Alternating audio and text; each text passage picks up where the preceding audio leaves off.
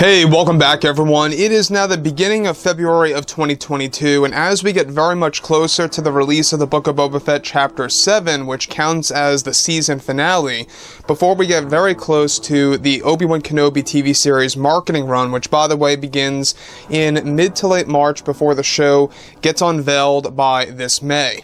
This is Mike Zero. Make sure to subscribe if you're new to the channel for future Star Wars updates. Also, by the way, guys, I am on Twitter at Mike01 if you guys want to go ahead and give me a follow on there. I do post a couple of entertaining things from time to time and really interact with you guys further.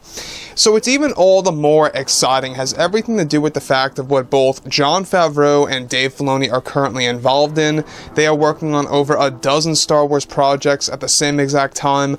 We have a lot of sets currently being built, not just for the Ahsoka Tano series, but also for Star Wars Andor Season 2, which is already going to begin filming sometime later this year, around the fall, give or take. There's a lot of things happening at the same exact time, and I think that's exactly why Disney is very ambitious and very goal-driven right now, and very optimistic about the future of the franchise. And so am I, in a sense, after witnessing of what happened in the Book of Boba Fett Chapter 6, with, of course, the return of Luke Skywalker and Grogu, and how we also had Ahsoka Tano thrown in there, a lot of flashbacks to Order 66 there. We had a lot more to learn about the Jedi Way and the Jedi Order and Luke Skywalker's new Jedi Temple. I mean, there's a lot of things coming into fruition when it comes to the Mandoverse, and let me tell you, this is just the very start by Jon, George, and Dave. This is just the first step in the right direction. So, on top of all of this, alright, we already know that Jon Favreau has been a little bit more talkative lately about his experience working with Dave Filoni, his experience working with George, and really building this new expanded universe. However, of course, with brand new revolutionary technology set to be used for the new Star Wars TV shows on Disney+, both Jon Favreau and Dave Filoni recently supervised the construction of a major important set piece for the Ahsoka Tano series that is set to arrive by next year. Now, it's described that recently Jon Favreau engaged in an interview where he was able to discuss more about both Luke Skywalker and Grogu in the Mandoverse, plus more as well. Now, Jon Favreau went on to state that we took tons of time on Chapter 6 for Boba, and it was once again the best experience that I personally have had on the set of a project such as this one. Now, one thing I can promise, Jon Favreau goes on to say to the fans when it involves both Luke and Grogu, is that we have some pretty big twists and turns coming your way for The Mandalorian Season 3 later this year. You are going to be learning more about Grogu's past with each project that we put out. We wanted to make that clear. You see, Grogu is like this big puzzle with a ton of pieces missing, and it's the new TV show's jobs to deliver those hidden answers to the audience. That's how we want to keep progressing with the character. It's fun, it keeps the audience wondering of what's going to happen next as well. I can also promise that we are actually not even close or near close to being finished with Luke Skywalker. We have endless stories to tell about him, and are going to see him also progress as a character with new twists and turns surrounding that character as well.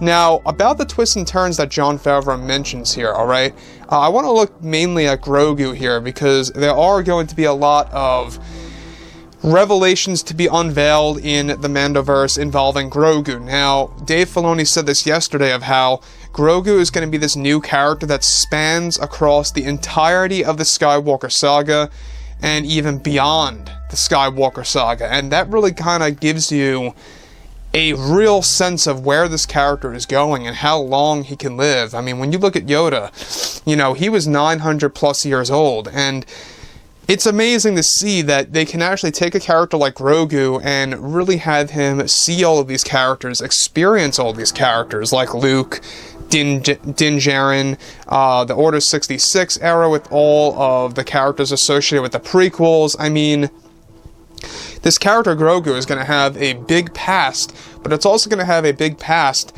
that we are going to finally experience. You know, when you look at Yoda, they're doing the same exact thing sort of right now with the High Republic era, even though it doesn't take all that much time before the events of Episode 1. Yes, it's a couple hundred years, but it's nothing like what they could do. They could even go back further if they really wanted to. Now, Jon Favreau, I gotta hand it to him, because one thing he really was able to do with the overall, debut of the Book of Boba Fett is that he was able to establish Luke Skywalker's new Jedi Order and his new Jedi School.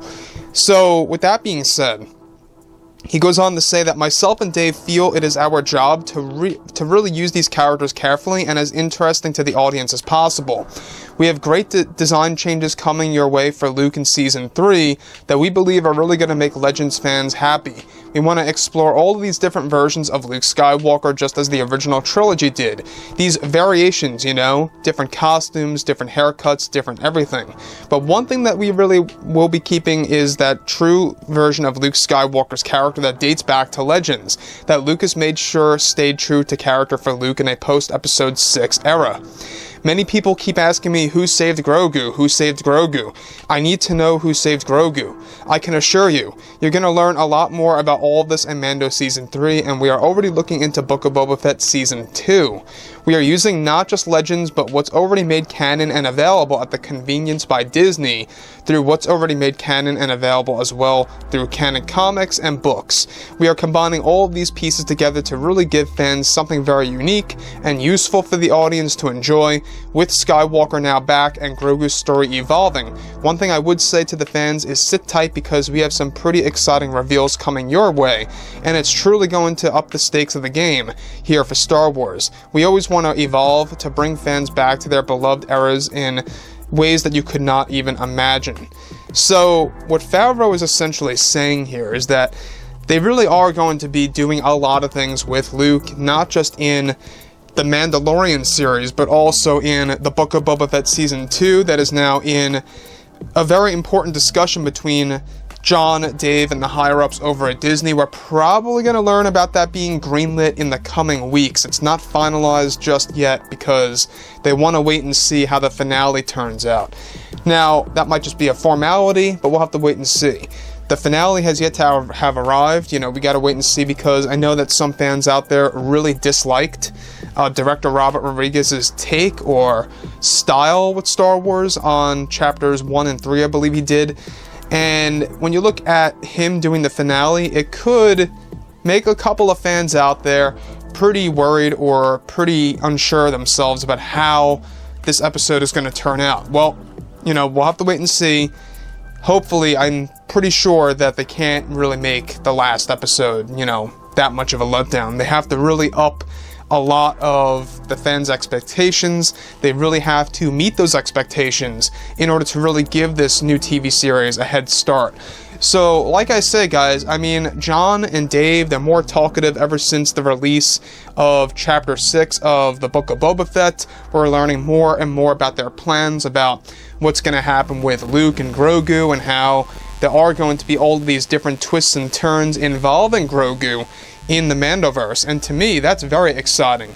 And the fact that this character is very Yoda-like, pretty much nearly the same, it's safe to say that he's going to live just as long as Yoda, give or take, and that really does open up so many possibilities for this character to literally show up in almost virtually every single era that can take place in the lifetime of a species of Yoda and Grogu.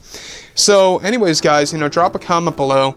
Let me know what you think about all this in the comments, and if you guys did enjoy the content for today, do make sure to drop a thumbs up on this video to support the channel. I thank you all so very much for the kind support, and I'll catch you guys next time.